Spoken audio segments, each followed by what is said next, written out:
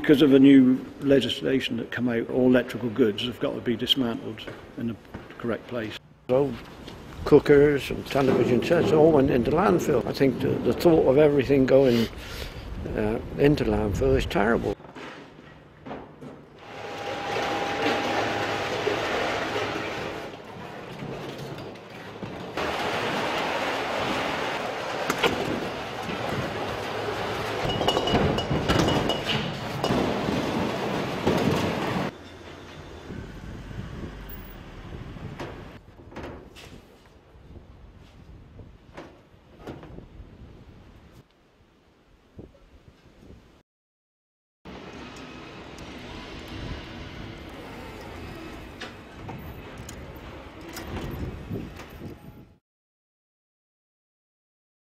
We strip down the TVs and monitors to their base level. So we're taking the plastics, we're taking the printed circuit boards, we're taking the aluminium, we're taking the copper cable, we're taking the copper-rich yoke off the back of the TV.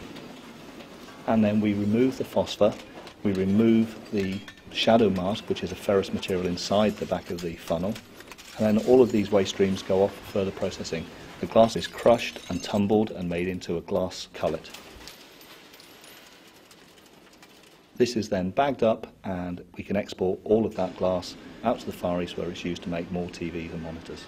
Within about 8 to 10 weeks of the material being collected, all of this glass will be back in televisions being used again.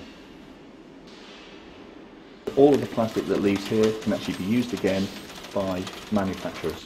This is the raw form that the manufacturers will use the plastic in their plants.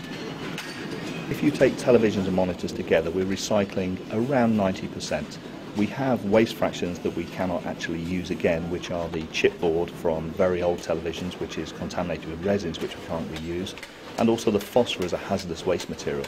As a hazardous waste, it has to go to a hazardous waste landfill, and that's the law. As we see the move to digital television, we're seeing a significant increase in volumes as people move towards plasma televisions, LCD televisions, and HD-ready televisions. We only ever see plasma televisions and LCD televisions that are damaged. So one recommendation to people is buy a good bracket.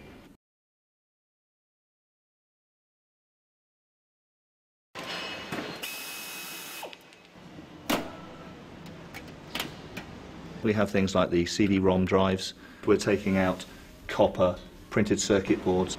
There are lots of horror stories in the press about how hard drives containing secure passwords and backing out details come back onto the market and people steal your valuable personal information. There's freely available data wiping software on the internet you can download for free as an individual. All of this chassis is made out of steel, and shortly after we've recycled it, it will be back as tin cans, cars or other steel requiring products. So we're looking on this board to recover the gold, the copper.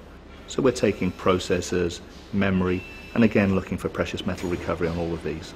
As individual items, the gold content is very low. As high volume, with tons of these coming in per month, it gives it a high value so we can actually recycle it and reprocess it.